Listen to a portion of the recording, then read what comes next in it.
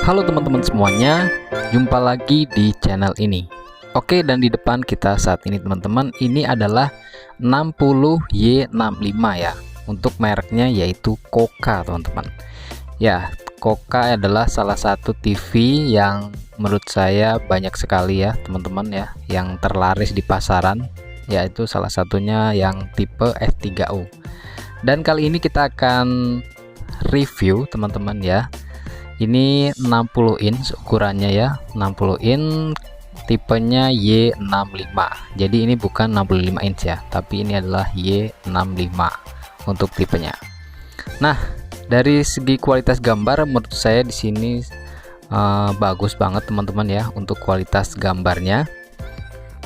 Dan ini adalah TV Android Google TV ya teman-teman ya. Jadi bukan Android yang biasa, tapi Android Google TV ya. Untuk cara settingnya teman-teman sudah bisa tahu lah ya. Nah, di depan tadi itu adalah tampilan beranda dari settingan untuk TV biasanya teman-teman. Jadi kalau belum login pakai akun Gmail itu masih settingan TV biasa ya. Kecuali teman-teman sudah login pakai Gmail, itu nanti tampilannya yaitu Google TV ya untuk di tampilan berandanya. Oke, langsung saja teman-teman, kita akan tes dulu untuk kualitas suara dari 60Y65 ini.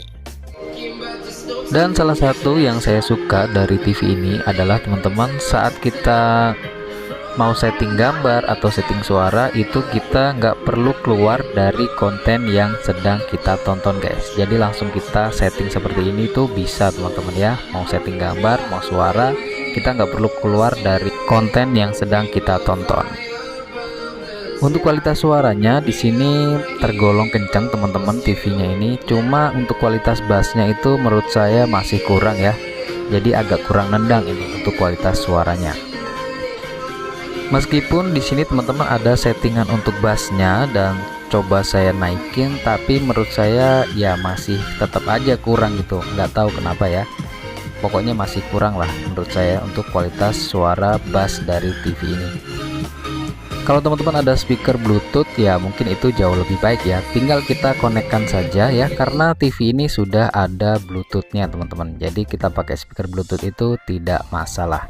Oke, selanjutnya kita di menu input teman-teman. Di sini ada pilihan untuk beranda, kemudian ATV ini analog TV, DVB-T2 ya untuk TV digital, kemudian DVB-C ini untuk TV langganan biasanya. Ada AV-in ya, HDMI ARC1, HDMI 2 dan HDMI 3 guys.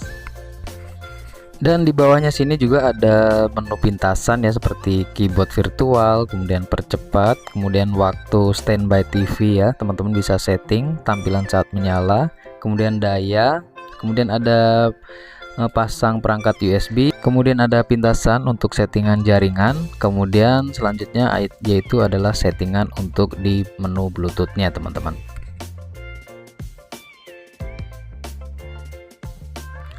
Oke guys, selanjutnya kita akan cek ya untuk tipe atau seri Android keberapa dan berapa sih untuk internal yang kita dapat kalau misalnya kita beli ukuran yang 60 inch. Teman-teman bisa langsung ke settingan ya, ke tentang. Nah, kita lihat di sini ada informasi untuk versi OS Android TV yaitu Android yang 11 ya. Dengan patch keamanannya masih di 1 Oktober 2024. Kemudian kita ke penyimpanan ya teman-teman ya. Langsung aja kita klik ke gulir ke bawah. Kita klik OK di penyimpanan. Di sini ada ruang total yaitu 11 GB teman-teman ya. Untuk ukuran 60 inch ada internal 11 GB yang kita dapat dan masih tersedia di sini yaitu 10 GB lagi teman-teman. Jadi menurut saya lumayan ya. Kalau misalnya kita beli ukuran inch-nya gede itu dapat internalnya juga gede ya. Kemudian di sini ada settingan untuk tampilan saat menyala ya, yaitu layar utama atau input yang terakhir kita gunakan.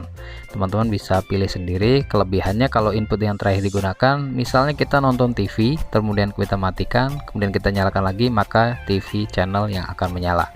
Kemudian di sini ada settingan untuk timernya. Teman-teman bisa setting mulai dari 10 menit sampai 120 menit. Di sini juga sudah ada menu untuk nyalakan ulang teman-teman ya, atau merestart TV-nya. Kemudian teman-teman kalau misalnya mau aktifkan Bluetooth bisa cari di remote dan aksesoris ya. Di situ ada settingan untuk mengaktifkan menu Bluetooth-nya.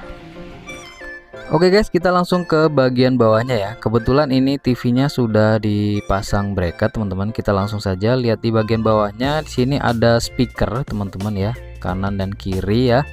Sayangnya untuk ukuran speakernya ini kurang tahu ya. Kemungkinan sih biasanya 20 watt ya, kanan dan kiri. Oke, kemudian di bagian tengah di sini ada tombol power dan lampu indikator ya. Jadi tombol powernya agak ke dalam. Untuk kaki-kakinya juga masih menggunakan baut teman-teman ya, 2 baut kanan dan kiri ya. Kemudian kalau nampak depan di tengah ada logo Koka-nya teman-teman. Nah, untuk bagian belakangnya seperti ini ya teman-teman ya, seperti TV TCL ya, dengan kayak huruf A atau segitiga atau piramid seperti itu. Berbahan metal ya, jadi bukan plastik untuk bodi bagian belakangnya ini. Kemudian untuk VESA bracketnya yaitu 20 x 20 cm teman-teman. Jadi pastikan kalau teman-teman mau pasang bracketnya tidak kekecilan ya. Oke, kemudian kita lihat di sini berapa daya listrik untuk TV 60 in ini guys. Tapi sebelumnya kita cek dulu teman-teman untuk input multimedianya ya. Di sini ada earphone ya, kemudian ada AV in ya, yang bagian kuning itu. Lalu di bagian bawahnya lagi ada antena in, 2 port USB 2.0. Kemudian kita lihat di sini ada HDMI ya, HDMI 1, 2 dan 3. Nah, salah satunya yaitu support yang ARC yang sudah kita lihat di menunya tadi. Kemudian ada digital audio out ya, itu juga bisa kalau teman-teman pakai untuk speaker. Dan terakhir ada LAN kabel untuk koneksi internet. Yang menarik di TV ini teman-teman, untuk di bagian belakangnya ya, di sini kita lihat ini sepertinya kalau kita nampak sekilas ini kayaknya speaker ya teman-teman ya, tapi ternyata saya kurang tahu ya lebih tepatnya ini apa ya. Kalau bisa dibilang speaker, cuma masalahnya ini nggak kedengeran juga suaranya ya teman-teman ya, kalau dari belakang sini atau dari lubang sampingnya ya. Jadi speakernya itu kan posisinya ada di bawah ya teman-teman ya. Cuma di sini kenapa ada di bagian belakangnya ini ditambahin kayak model speaker seperti ini ya. Awalnya itu saya kira untuk suaranya itu keluar dari samping sini teman-teman. Tapi ternyata ya setelah dites suaranya ya memang nggak keluar full dari situ semua teman-teman. Kemudian di sisi sebelah kirinya teman-teman, di sini kita lihat ada colokan untuk kabel powernya ya, dan kabel powernya ini terpisah ya teman-teman, jadi nggak tertanam di TV-nya ya. Oke, selanjutnya kita akan coba setting untuk settingan channel TV digitalnya teman-teman. Kita akan setting mulai dari awal ya. Untuk di sini penyetelan ya, di situ ada pilihan di VBT2, kemudian penalaan otomatis, deskripsinya semua, kemudian kita klik pindai. Nah, di sini teman-teman tinggal kita masukkan untuk kode posnya ya. Jadi masukkan kode pos sesuai daerah dimana teman-teman tinggal ya. Selanjutnya kita tinggal scan dan tunggu sampai proses scan 100% ya. Kita lihat di situ sudah dapat 11 channel digital. Sudah 100% dan kita dapat 36 channel digital teman-teman ya. Dan untuk menu daftar salurannya seperti ini ya teman-teman ya.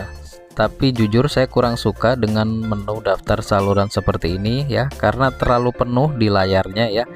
Jadi kurang efektif kalau menurut saya, tapi itu kembali lagi ke selera masing-masing ya.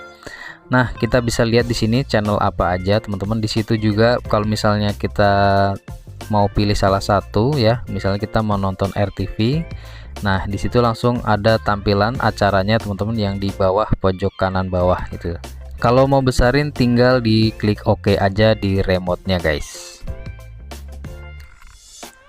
Dan di sini kita bisa juga teman-teman untuk setting-setting lagi ya. Di sini saklar LCD-nya di sini statusnya masih nyala, kita bisa matikan saja teman-teman ya.